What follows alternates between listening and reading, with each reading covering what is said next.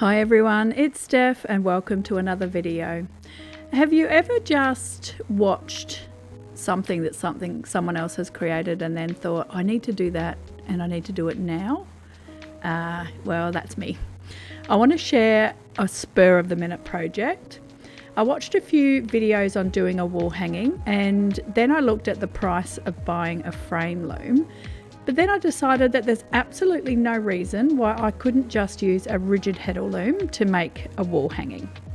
So I've watched a few more videos on how to do it, considered myself an expert, and then just decided to dive right in and give it a go. And I'm going to take you on the journey with me.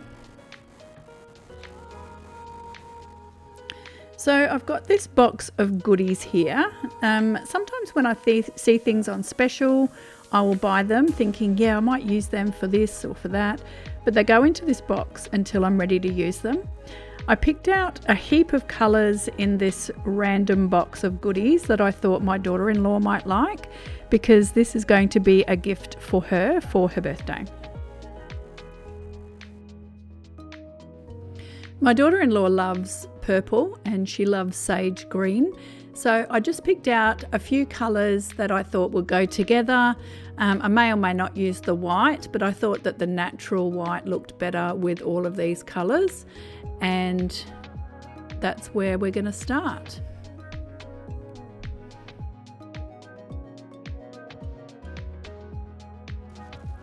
So for the Heddle size, I'm using the largest one that I have, which is a 7.5 dent.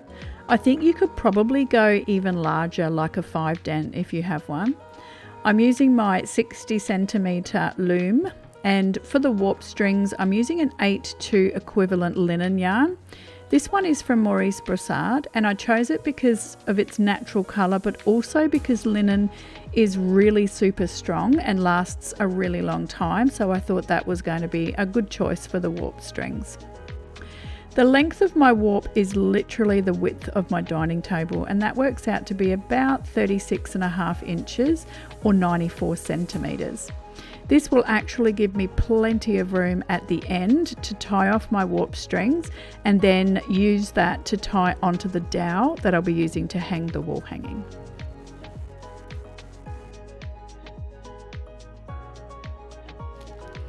The width of the project in the reed is about 45 centimetres or about 18 inches. So that just gives me a little bit of wriggle room each side from when I'm warping up. Of course, you can do any size you want, but this is just the size that I'm choosing. I'm also going to choose to do the weaving length of 45 centimetres as well.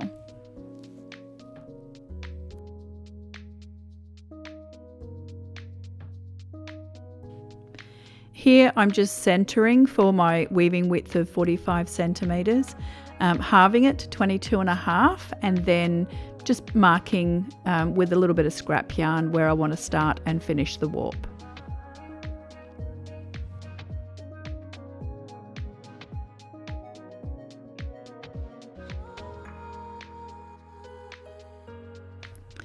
For warping, I just did one lot of threads through each slot and I'll thread that up later into the holes, but this was seriously the quickest warp I think I've ever done in my life. It actually, from way to go, I think it probably took me about 10 minutes and I hardly had to move.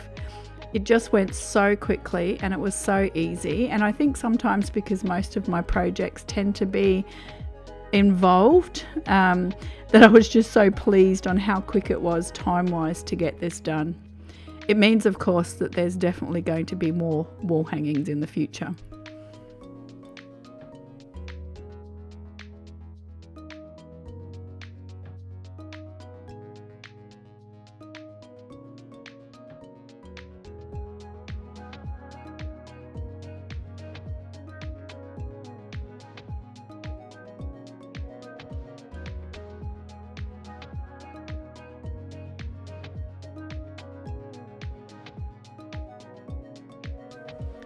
I wound on using some brown paper.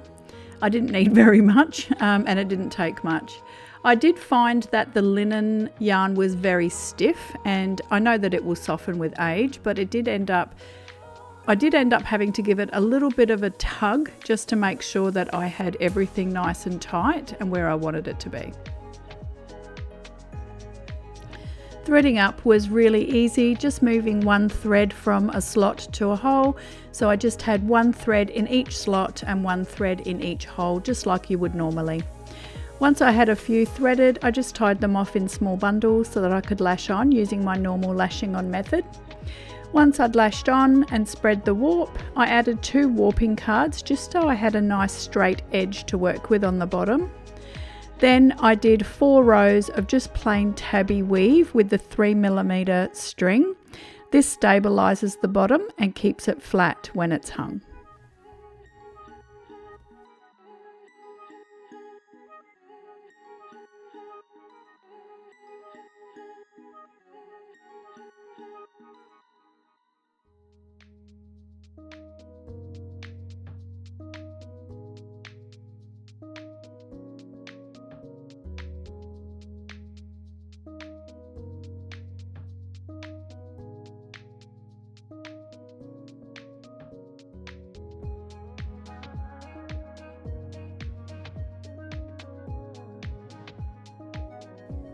I then just used a tapestry beater, this one is from Ashford, and just packed that weft down nice and tight.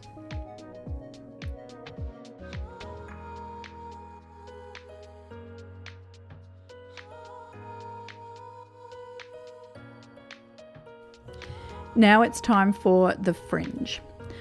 I measured out lengths that were twice as long as the width of the loom, so about 120 centimeters. And I just measured a few out at each time and then cut the ends. I kept one as a guide and then I was ready to do my raya knots.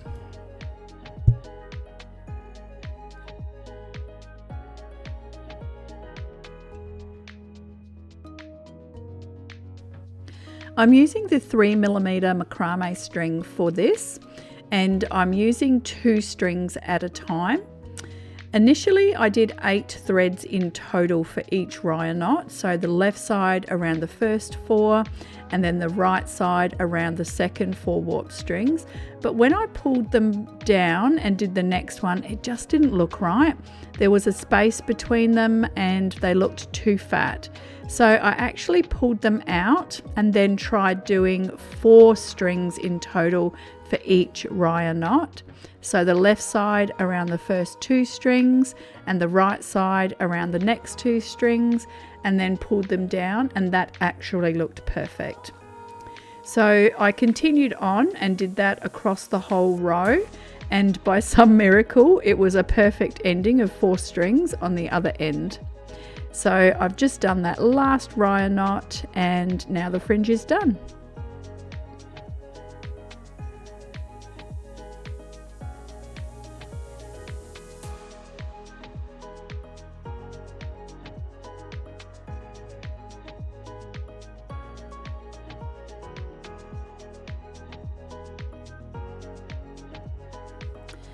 I just packed the knots down a little bit with my fingers, and now I'm going to stabilize this with another few rows of tabby weave again, just using the 3mm macrame string.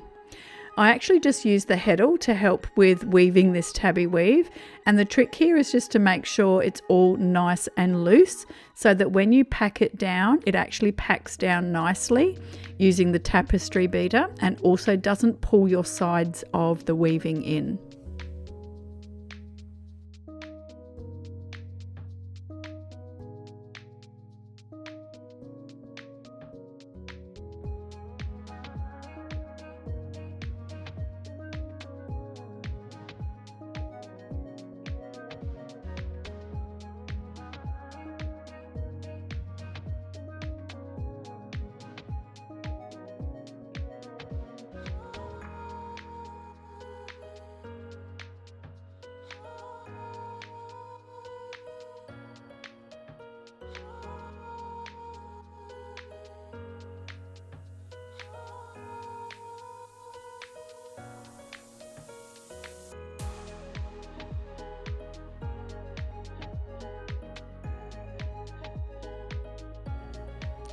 Now is the exciting part, the first colour.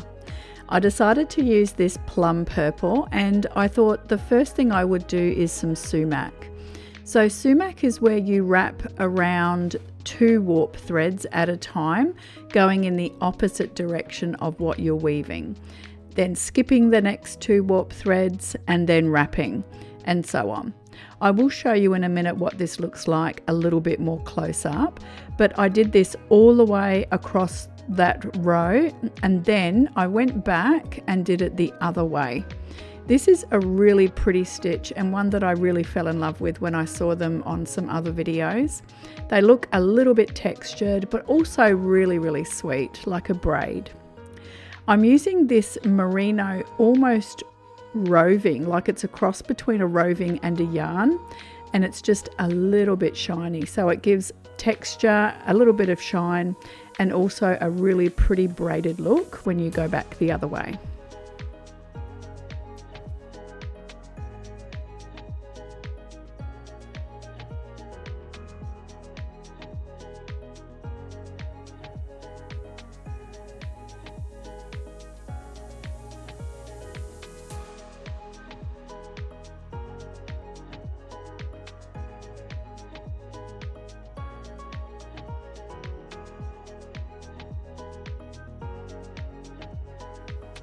After I finished the sumac braid, I went back and did another few rows just of tabby weave using the 3mm macrame string, just to lock that into place before I selected my next colour.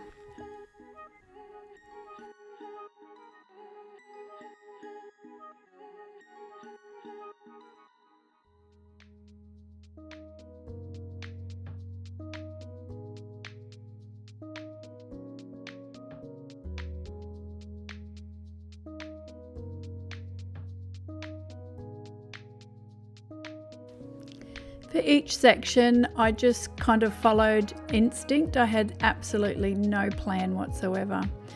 I just did what I felt was right. I put colours next to each other that I thought was right. I tried to keep each colour area separate, but kind of merging into each other in a really organic way as well. After each little block of colour, I did some stabilising tabby weave, and also that natural white colour surrounds each one of the colours, which I think was really nice.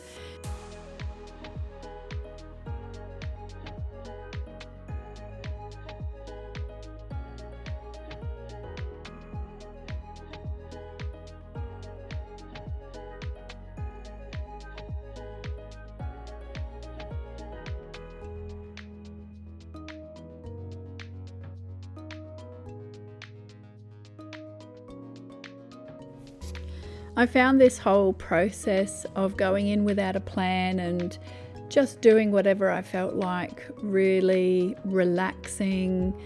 I was really in the zone and in my happy place, and I really loved it. I loved just the free-flowing thought of just doing whatever I felt like, from each colour block to each colour block, just relaxing, weaving and thinking. I had, after a little while, just put in an audiobook, and I was just listening to my story and weaving, and it was just wonderful. I hope you enjoy it.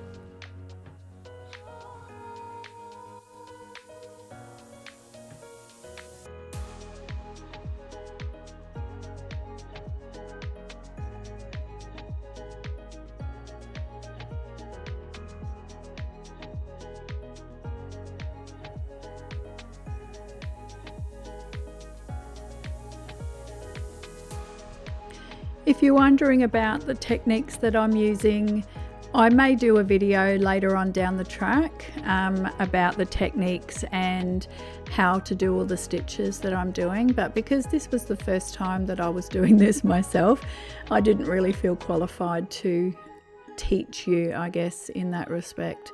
But for this video, just enjoy the process and relax with a cup of tea and a biscuit, or whatever floats your boat, your beverage of choice, and enjoy.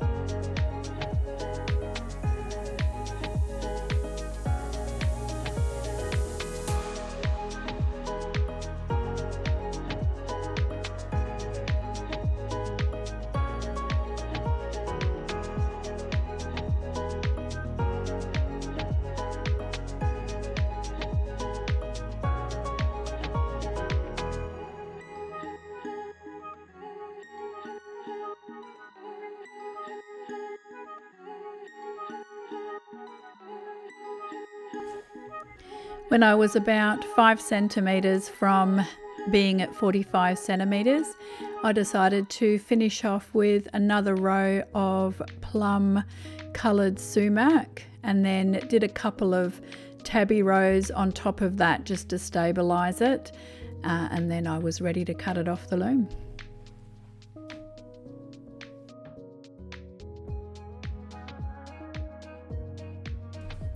To remove this from the loom, I just cut right up near the apron rod, just a few warp strings at a time, and then tied 2 and 2 together. So I grabbed 2 and then the next 2 and then tied them together just using an overhand knot, and I did that along the whole row.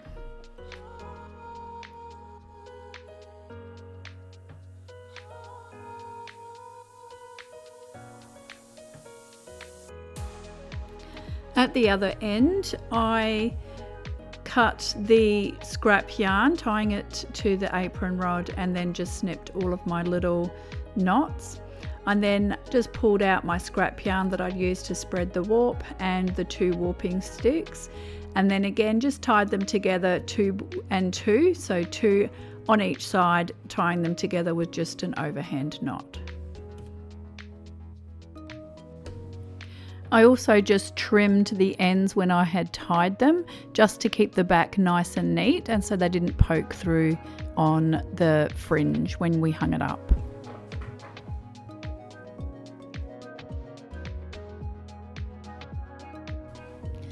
Now it's time to weave in all of those loose ends, and I have to say I did not enjoy weaving in the ends. For some reason, at the very beginning, I didn't tuck any of my ends in, but later on, I think I must have been going on autopilot and just tucked them in as I went, which means I could just snip those ends off. But yeah, bit of a rookie mistake. Make sure you tuck your ends in so you don't have to weave them in at the end.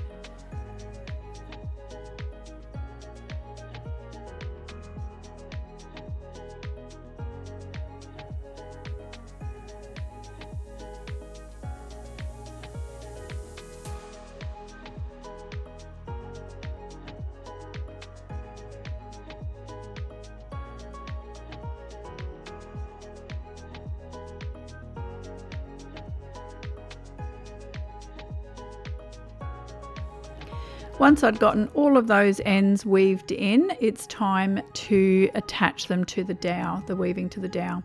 So this dowel is 60 centimeters long, and the weave is 45 centimeters wide. So there is a little overhang on each side, which is nice because it gives it a nice balance. I'm just sanding the edges just to make sure that there's no sharp bits or any possible splinters, and also to make it look just a little bit more finished.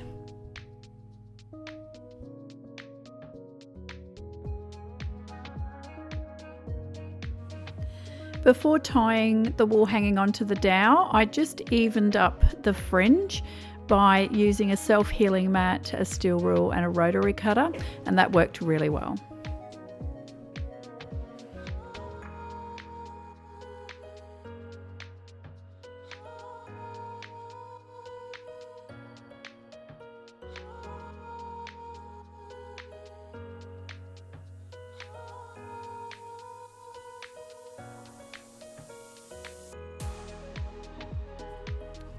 I used the warp strings to tie the wool hanging onto the dowel, and I just put 2 at the back, 2 at the front, and then tied it so that the knot is at the back of the dowel and you wouldn't see it. I just used an ordinary overhanging, just an overhead knot, and this worked kind of well until a little bit later on when I went to pick up the work after I tied it all on, and one of the knots came undone. So I would probably suggest a surgical knot, which is the over left and then over right, because I think that would be a lot more secure. I did then just use a hot glue gun to glue that back together, and I also glued all of the other little knots as well by just putting a tiny dot on the knot, and that will help to keep all of that together whilst it's hanging.